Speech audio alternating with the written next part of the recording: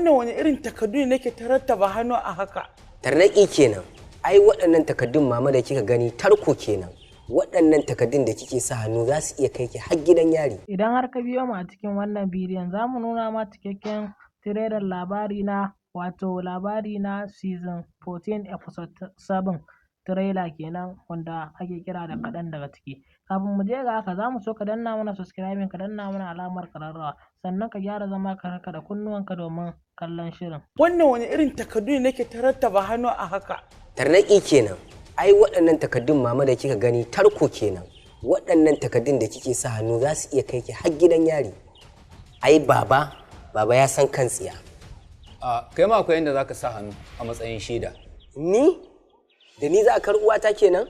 Me ke gaya masa? Kawo gaskiya na faɗa mishi saboda bani da wani mafita, bani da wani makoma sai shi. La ilaha illallah. Yanzu Ikram maganan cikin gida? Shine kika fitar da shi waje? Dan ta fitar da magana ta zo ta faɗa mini bayanan nufin cewar ta kai waje bane. Ikram ina jin ta ne tamkar wadda muka fito uwa ɗaya uba ɗaya da ita.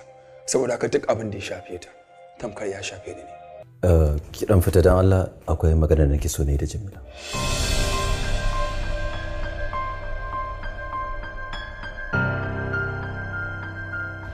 Sai ka ce bare ce ni a cikin ku zaka ware ni ranka shi daɗe dan. Ki fita na ce. Dole ne zan yi magana sirri sai na a gaban kowa? Ki fita mana. Idan kana kaunar Allah kamar ce da babe din. Ko da baka aure ta ba, Allah yana ganin zuciyarka kuma sai karɓi tubanka. To in ma bai mance da ita ba ya zai yi. Lokacin da muka yi magana da shi, ina kallon ƙwayan idansa na ga ya amince da maganganun da ne mishi. Amma daga baya sai gashi ya zo ya canza zance. Duk yanda aka yi, su gashi aka yi. Dan Allah Khadija, ko da za ku ji wata magana ta fito zuwa gaba, dan muninta, dan Allah Khadija ku daure kun ji? Na yi ƙoƙarin roƙi gafarar ku ne Khadija, tun kafin ta Allah ta kasance a kaina. Dan Allah Khadija ku ki gaya ma dan uwanki kin ji? Ku yi haƙuri. Khadija ku ci gaba da nema mun gafara a gurin Allah. Mai sauraro, da za ka daure ka taimaka ka danna mana subscribing, da hakan ya ƙara faranta mana ranmu mai jimurin jure ci gaba da kawo ma wannan zafafan shirye-shiryen da kake so.